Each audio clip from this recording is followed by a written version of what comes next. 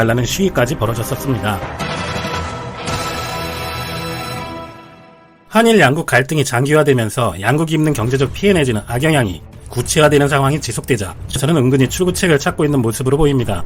나카이 도시히로 자민당 간사장은 지난달 27일 일본이 양보할 수 있는 것은 해야 한다는 말을 했고, 도쿄에서 열린 한일축제 한마당에서 아카바 가즈요시 일본 국토교통상은 먼저 한국 관광객의 대폭적인 감소와 수출입 기업들의 어려움을 얘기하며 한국은 문화를 전해준 은인의 나라라며 일본인 정치가들도 양국 우호 관계를 위해 대화해야 한다고 발언을 해 주목을 끌기도 했습니다. 한국에서는 유엔 기조연설에서 일본 수출 규제의 부당성에 대한 언급 여부를 고민했지만 언급하지 않기로 결론을 내린 것으로 알려지는 등 일본에 대해 인내심을 갖고 포용적으로 대해야 한다는 기류도 흐르고 있다고 합니다. 그리고 오는 10월 22일 일왕 즉위식이 한일 관계 회복의 첫 번째 계기가 될지 관심이 집중되고 있습니다. 한일 관계에 있어 일왕의 위치에 대해서 먼저 살펴보겠습니다. 이번 사태 이전 올 초에 문희상 국회의장이 일왕이 직접 한국에 사죄해야 한다고 발언을 했었고, 이명박 전 대통령이 독도 방문 시 일왕이 한국을 방문하고 싶다면 우선 지난 일제강점기 때 일본이 저질렀던 악행과 만행에 대해서 진심으로 반성해야 한다. 일왕이 독립투사들 앞에서 고개를 숙여서 사죄를 한다면 일왕 방한도 가능했을 것이다 라는 발언으로 일본에서는 총리나 정치인도 아니고 일왕에게 무례하다면서 난리를 피우면서 한일 관계가 급 냉각된 적이 있었습니다. 당시 이명박 전 대통령은 통석의 염, 뭐가 어쩌고 이런 단어 하나 찾아서 올 거면 올 필요 없다고까지 했었는데, 이 통석의 염은 일왕 아키히토가 90년대에 일본을 방문한 노태우 대통령에게 과거사와 관련해서 쓴 표현입니다. 이 말은 시사멘터리가 데상트 영상에서도 다뤘던 적이 있는 전 일본 전범 출신 세지마 류조가 제안한 표현입니다. 당시 새 일왕이 한국에 대해 침략 또는 식민지화로 정의하는 것은 부당하다고 하며, 대신에 표현상의 문제로 사죄의 의미는 없지만 뭔가 안타까워하는 듯한 묘한 단어로 일본인들도 안 쓰는 통석의 염이라는 말을 찾아내어 몇몇 순진한 한국인들이 일왕이 사과했다고 믿게 하거나 사람들이 믿게 만드는 공작을 하는 데 도움을 준 얄팍한 표현이었습니다. 한편 이 아키히토 일왕은 2011년 자기 생일 기자회견에선 간모 일왕의 생모가 백제 무령왕의 자손이라고 속 일본기에 쓰여 있어 한국과의 연을 느끼고 있다고 해서 한국인들에게 은근한 고대 역사에서의 만족감이랄까, 적어도 일왕 자신에게는 친근감을 느끼게 한 발언으로도 유명한데요. 이때 일본의 일부 우익들이 충격을 받았는지 이후 백제를 멸망시킨 신라인들이 차지한 한반도 운운하며 지금의 한반도는 백제와 무관한 나라라는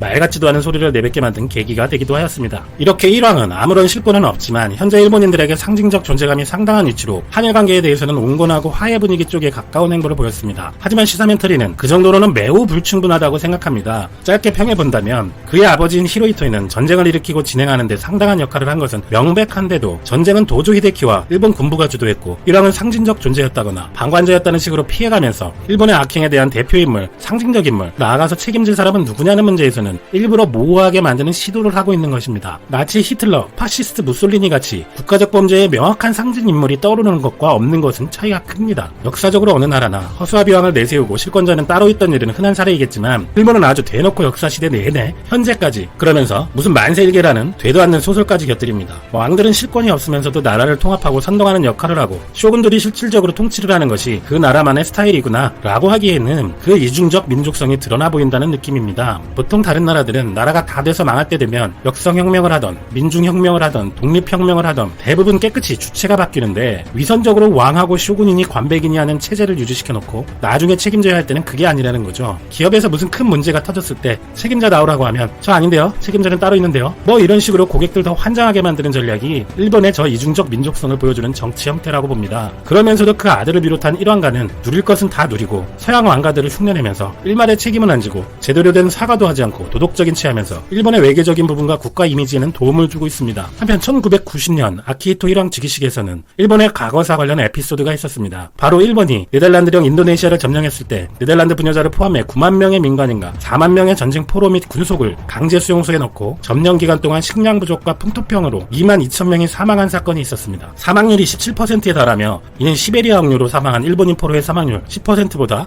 훨씬 높았던 것입니다. 당연히 네덜란드인들에게 일본에게 원한의 감정을 가지게 만들었고, 당시 일왕 즉위식에 사절을 보내지 말라는 시위까지 벌어졌었습니다. 한편 이번 즉위식에는 세계의 국가로 승인된 195개국의 원수 및 축하사절, EU위원장, UN 사무총장 등을 초청하고 세계에서 유일한 황제의 즉위식이라고 자화자찬하고 있습니다. 초청되지 않은 곳은 대만, 북한, 팔레스타인 등이라고 하며 현재 참석할 예정인 사람들은 미국은 펜스 부통령 대신 교통장관이 참석하고 중국 왕치산 부주석, 터키 토고 대통령, 대통령, 영국 찰스 황태자, 벨기에 국왕 등이고 초대받은 나라 대다수가 참석할 것으로 보이고 군주제 국가에서는 왕정을 보내는 경우가 많습니다. 이런 외교적 이벤트를 이용해서 일본은 외교활동도 활발히 한다고 합니다. 아베는 21일부터 25일까지 50개국과 개별 회담을 가지고 모테기 외무상도 약 50개국 외교부 장관과 회담을 가질 예정이라고 하며 G20 정상회의와 8월 아프리카 정상회의를 웃도는 회담 러시가 될 것으로 보도하고 있습니다. 일본에서도 한국에서는 누가 참석을 할 것인지에 대해 은근한 관심이 집중되고 있습니다. 한국은 아직 누가 참석할지 정해지지 않았는데 최근의 한일 관계에서 일왕 즉위식이 강대강의 대치 국면에서 화해 분위기의 계기가 될지 아니면 강경 대응의 지속이 될지는 한국 측에게 공이 넘어와 있는 상황이 되었습니다. 이전 즉위식에는 당시 강영훈 총리가 참석했었습니다. 외교부 국정감사에서 김부겸 의원은 문재인 대통령이 참석하면 파격적인 외교 성과를 이룰 수 있을 것이라고 제안했지만 강경화 장관은 아직 결정된 바 없다고 답했고 일본 통인 이낙연 국무총리가 참석할 가능성이 높지만 물밑에서는 한일 양국 간 접촉 결과에 따라 문 대통령이 전격 참석할 가능성도 배제할 수 없다는 이야기도 들려옵니다. 더해서 일본이 수출 규제를 철회할 경우 지소미아 종료를 재고할 수 있다는 입장을 전달해 놓은 상황에서 지소미아 최종 시한인 11월 22일까지가 전환점이 될 수도 있고 장기화가 될 수도 있는 기로인 것으로 보입니다. 구독자 여러분께서는 한국 정부가 어떻게 해야 한다고 보시나요?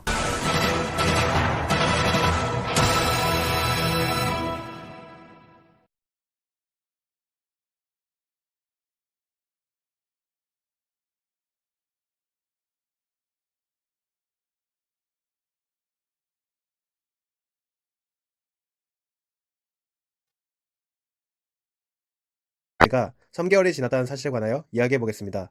일본 정부가 전범 기업들에 대한 강제징용 배상 판결에 반발해 한국으로의 반도체 핵심 소재 수출 규제를 실시한 지 3개월이 지났습니다. 당시 일본 정부에서 반도체 핵심 소재 수출을 중단하겠다고 하자 일부 언론들은 반도체 핵심 소재에 대한 일본의 의존도가 90%를 넘고 소재 국산화의 난이도가 높아 현실적으로 당장은 소재 국산화가 어렵다며 삼성과 SK 하이닉스, LG 디스플레이 등의 반도체 및 디스플레이 업체가 큰 피해를 입을 것으로 예상했었는데요. 하지만 일본이 소재 수출을 금지한 지 3개월이 지난 지금까지도 큰 문제가 발생했다는 소식이 들려오지 않고 있습니다. 오히려 불화수소 등 핵심 소재의 국산화에 성공해 공정에 사용하는 등 일본 제품을 빠르게 대처해 나가고 있는 것으로 알려졌는데요. 당시 긴급하게 이루어진 일본의 규제 때문에 재고 확보에 비상이 걸렸던 것 치고는 무난히 대처했다는 평가입니다. 관련 업계는 처음 일본 정부가 소재 수출을 금지한다고 하자 비상이 걸렸었다고 합니다. 소재 투입액을 절반으로 줄여 재고 소진을 최소화하고 손해를 각오하면서까지 라인을 멈추고 국산 대체재를 테스트하는 등 갖은 노력을 들였다고 하는데요. 이러한 노력으로 위기를 넘긴 기업들은 결국 소재 국산화를 실현하면서 어느 정도는 리스크에서 벗어날 수 있었다고 합니다. 실제로 삼성전자는 지난달 국산 불화수소 적용 테스트를 끝내고 일부 공정에서 1개월 이상 문제없이 국산 불화수소를 사용하고 있고 SK 하이닉스도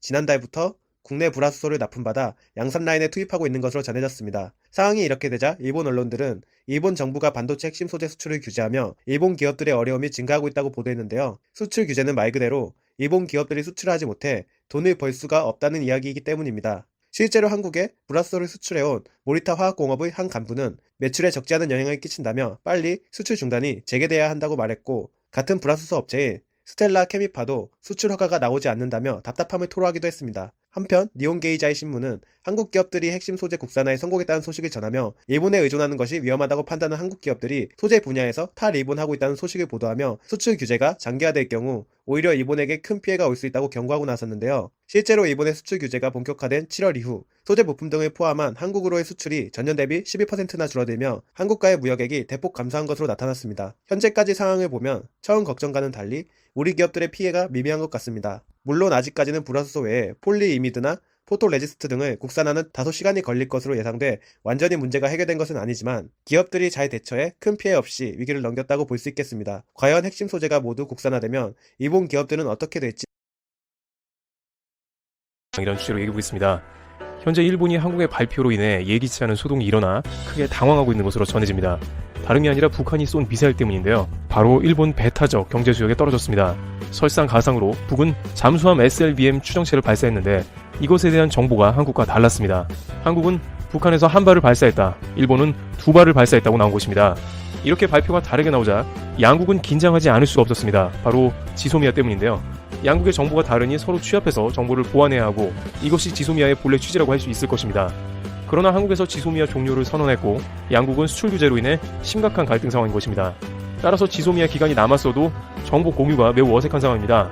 게다가 둘 중에 누가 하나 틀릴 경우가 문제입니다. 한국이 틀리면 한국대로, 일본이 틀리면 일본대로 각자 외교적 실패라고 크게 비난을 받을 것입니다. 하지만 그래도 중요 안보 사안이므로 우선 한국은 북한 미사일 공동 정보 공유를 요청했습니다. 양국은 지소미아 종료가 되었지만 어쩔 수 없이 서로 정보는 공유 요청이 오고 가고 있는 상황인 것입니다. 그런데 일본이 이에 답을 하지 않고 있다가 추후 스가 관방장관이 미사일이 한 발이었다고 정정했습니다. 결국 한국의 미사일 정보 파악이 맞은 것입니다. 일각에서는 일본은 2개인데 한국은 1개로 발표되어 한국이 나머지 미사일 1개를 못 찾은 게 아니냐는 소란이 일었습니다만 정반대 상황이었다는 것입니다. 지소미아 정보 교환 시에도 일본보다는 한국에서의 정보를 제대로 준 경우가 많았습니다. 일본 국민들은 일본 영공을 넘어 태평양까지 갔던 북한발 미사일 경험도 있기 때문에 공포감이 큽니다.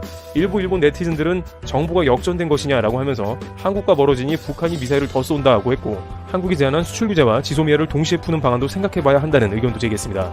지소미아 종료에 대한 아쉬움과 더불어 일대 혼란이 가중되는 모습을 보이고 있는 상황입니다. 그리고 아베 총리는 이러한 점을 의식해 김정은 위원장을 계속해서 만나자고 하고 있으나 북한은 거절하고 있습니다. 일부 언론은 북한은 한국과 미국의 경고 메시지를 보내면서도 미사일은 일본 앞바다에 떨어뜨린다며 황당해하고 있습니다. 한편으로 일본 당국은 미국 상업위성까지 동원해 이 문제를 벗어나려 하는 등 지소미아 탈한국을 위해 애쓰고 있습니다. 트래블튜브 여기서 마치겠습니다. 감사합니다.